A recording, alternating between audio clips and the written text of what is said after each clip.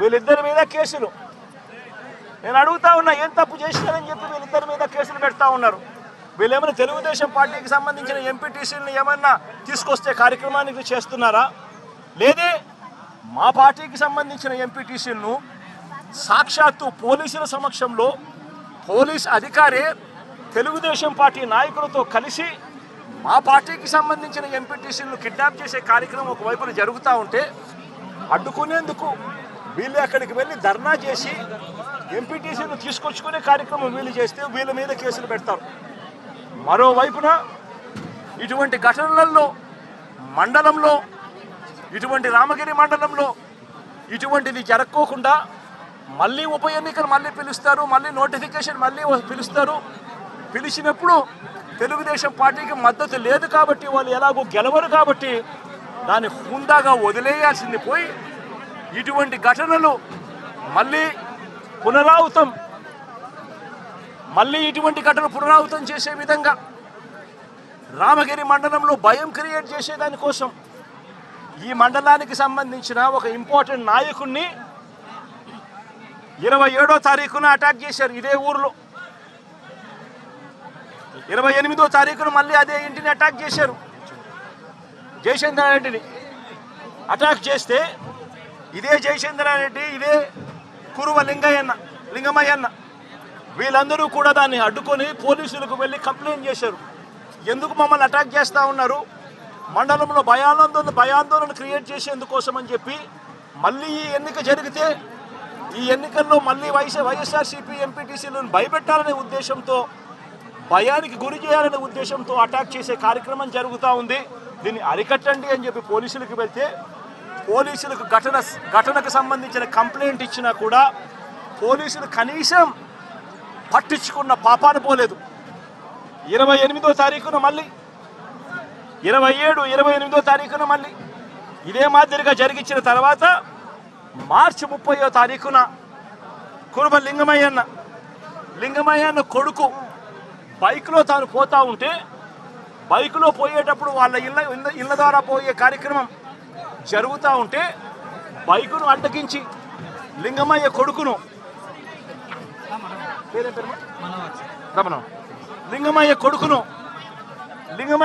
Attack చేస్తారు. Attack చేస్తే లింగమయ్య కొడుకు మనోహర్ అటాక్ చేస్తే ఫోన్లో నాన్న నన్ను కొడతా ఉన్నారు, నన్ను అటాక్ చేసినారు, నన్ను కొడతా ఉన్నారు అని చెప్పి వాళ్ళ నాన్నతో తను మాట్లాడితే నువ్వు ఫోన్ చేసి మళ్ళీ మీ నాయనకి చెప్తావా అని చెప్పి మళ్ళా వీళ్ళింటికి ఇక్కడ నుంచి 20 మంది బేస్బాల్ బ్యాట్ కూడా తీసుకొని పోయి బేస్బాల్ బ్యాటు, కట్టెలు, రాళ్ళు, మచ్చుకొత్తి కూడా తీసుకొని మీద 20 మందితో ఇళ్ళ కాడికి పోయినారు. ఇంటికాడికి పోయి లింగమయ్యన్నను బేస్బాల్ కట్టెతో నెత్తి మీద కొడితే బేస్బాల్ కట్ట విరిగి ఏకంగా ఆ మనిషి చనిపోవడం జరిగింది.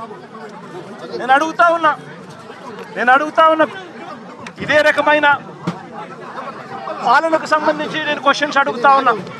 చంద్రబాబు నాయుడు గారిని అడుగుతా ఉన్నా, పోలీసులను అడుగుతా ఉన్నా, అయ్యా మీరు చేసేది న్యాయంగా ఉందా, మీరు చేసేది ధర్మంగా ఉందా అని చెప్పి నేను అడుగుతా ఉన్నా. మీరు చేస్తూ ఉన్న ఈ రాంగ్ ప్రెసిడెంట్ వల్ల రాష్ట్రం ఈరోజు బీహార్ కన్నా నాశనమైన పరిస్థితుల్లో ఈరోజు తయారవుతూ ఉంది రాష్ట్రం. ప్రతి చర్య మనం చేసేది డెమోక్రసీలో సిగ్గుతో తలంచుకునే కార్యక్రమానికి మీరంతా కూడా సిగ్గు లేకుండా చేస్తూ ఉన్నారు. ఇదే లింగమైన అడుగుతా ఉన్నా, వీళ్ళల్లో కొట్టిన పోలీసులు కేసులు పెడతా ఉన్నారు. వీళ్ళ దగ్గరికి వచ్చి 20 మంది వీళ్ళని అటాక్ చేస్తే కేసులు పెట్టింది ఎంతమంది మీద? కేవలం 2 మీద మాత్రమే కేసులు పెట్టారు. ఇదే దాంట్లో క్రియాశీలకంగా వ్యవహరించిన రమేష్ నాయుడు మీద ఎందుకు కేసు పెట్టలేదు, మిగిలిన వాళ్ళందరినీ కేసులోకి ఎందుకు తీసుకొని రావడం లేదు అని చెప్పి ఇదే పోలీసులను, ఇదే చంద్రబాబు నాయుడు గారిని అడుగుతా ఉన్నా. ఇదే గ్రామంలో ఇదే తెలుగుదేశం పార్టీకి సంబంధించిన ఎమ్మెల్యే బంధువులు వీళ్ళంతా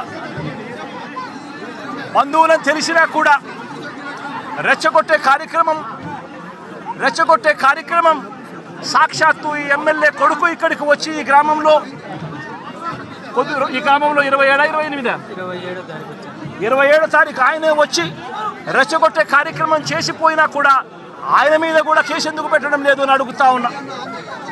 వాళ్ళందరినీ కూడా తప్పించే కార్యక్రమం చేస్తూ ఉన్నారు. తూతూ మంత్రంగా 2 మీద మాత్రమే కేసు పెట్టారు. కానీ ఈ హత్యను ప్రోత్సహించిన ఎమ్మెల్యేను కానీ ఎమ్మెల్యే కుమారుడు కానీ వారి మీద మాత్రం ఎటువంటి చర్యలు కూడా తీసుకోలేదు. కంప్లైంట్ చేసినా కూడా 27వ తారీఖున 28వ తారీఖున మా ఇళ్ళ మీద దాడి జరుగుతూ ఉంది, మాకు పోలీస్ ప్రొటెక్షన్ ఇవ్వండి అని చెప్పి కంప్లైంట్ చేసినా కూడా పోలీసులు ఎందుకు పట్టించుకోలేదు అని చెప్పి చంద్రబాబు నాయుడు గారిని అడుగుతా ఉన్నా, పోలీసులను కూడా అడుగుతా ఉన్నా. ఇదే ఎస్ఐ సుధాకర్ అనేవాడు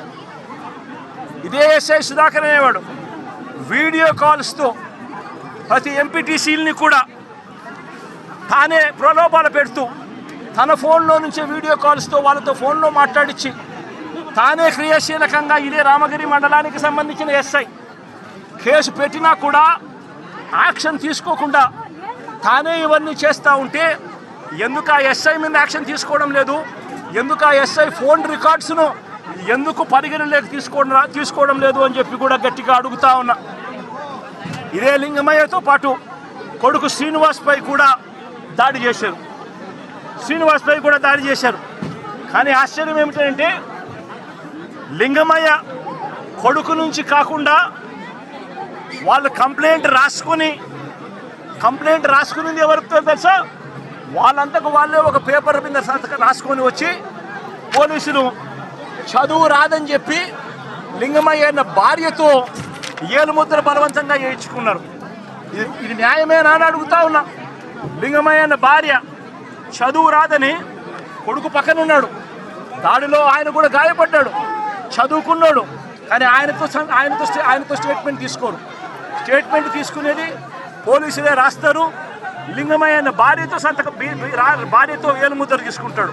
ఎందుకు ఆయన చదువు రాదు, భయపడిచ్చి పెట్టకపోతే సంతకం ఏలుముద్ర వేయకపోతే ఏమన్నారమ్మా, సంతకం పెట్టాలి. ఎట్టి పరిస్థితుల్లో పెట్టకుండా పోతే ప్రసక్తే లేదు, ఖచ్చితంగా పెట్టాలని చెప్పి ఆమెతో ఏలుముద్ర తీసుకుంటారు. వీళ్ళు ఏం రాసుకున్నారో ఆమెకు తెలీదు, ఏం స్టేట్మెంటు ఉందో దాంట్లో తెలీదు, ఎవడు చెప్పడు. కానీ కొడుకు ఇచ్చే స్టేట్మెంట్ మాత్రం తీసుకునే కార్యక్రమం మాత్రం చేయరు. ఇదే లింగమయ్యను చంపాలనే ఉద్దేశంతో బేస్బాల్ బ్యాటుతో మరి ఇక్కడికి వచ్చి బేస్బాల్ బ్యాటుతో తల మీద కొట్టి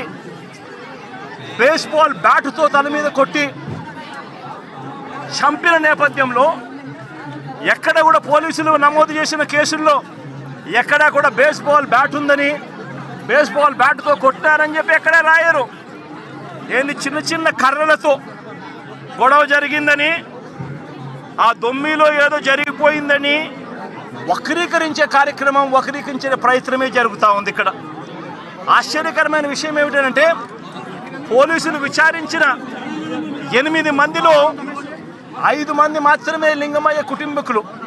మిగిలిన 3 పోలీసులు సాక్షులుగా చేర్చిన మిగిలిన 3 తెలుగుదేశం పార్టీకి సంబంధించిన నిందితులకు సంబంధించిన సన్నిహితులను సాక్షులుగా మరో 3 పోలీసులే చేర్చడం అన్నది నిజంగా లా అండ్ ఆర్డర్ అన్నది ఏ స్థాయిలోకి దిగజారిపోయింది, పోలీసు అనే వ్యవస్థ ఏ స్థాయిలోకి దిగజారిపోయింది అని చెప్పడానికి నిజంగా ఇంతకన్నా వేరే ఉదాహరణ కూడా అవసరంలా. అంటే వీళ్ళే మనుషులను తప్పించేదానికోసం సాక్షులను కూడా వీళ్ళకు కావలసిన సాక్షులను మాత్రమే వీళ్ళు ఇప్పుడే యాడ్ చేసుకొని దానికి మళ్ళా లింగమయ్య అన్న భార్యతో ఏలుముద్ర చేయించుకొని వీళ్ళంతకు వీళ్ళే కేసును బిల్డప్ చేస్తూ ఉన్నారనంటే ఇంతకన్నా దారుణమైన పోలీసు వ్యవస్థ ప్రపంచ చరిత్రలో ఎక్కడైనా ఉంటుందా అని అడుగుతూ ఉండ. వీళ్ళంతకు వీళ్ళే తప్పుడు సాక్ష్యాలు క్రియేట్ చేసి వీళ్ళంతకు వీళ్ళే కేసును నీరు కార్చే కార్యక్రమం జరుగుతూ ఉంది. నేను ఒకటే చెప్తా ఉన్నా, ఇక్కడ రామగిరిలో జరిగిన విషయమైనా కానీ రాష్ట్ర వ్యాప్తంగా వీళ్ళు చేస్తూ ఉన్న అన్యాయాలు అయితేనేమి, తిరుపతిలో డిప్యూటీ మేయర్ ఉప ఎన్నిక జరిగితే ఏకంగా బస్సులో ఉన్న కార్పొరేటర్లను బస్సులో ఉన్న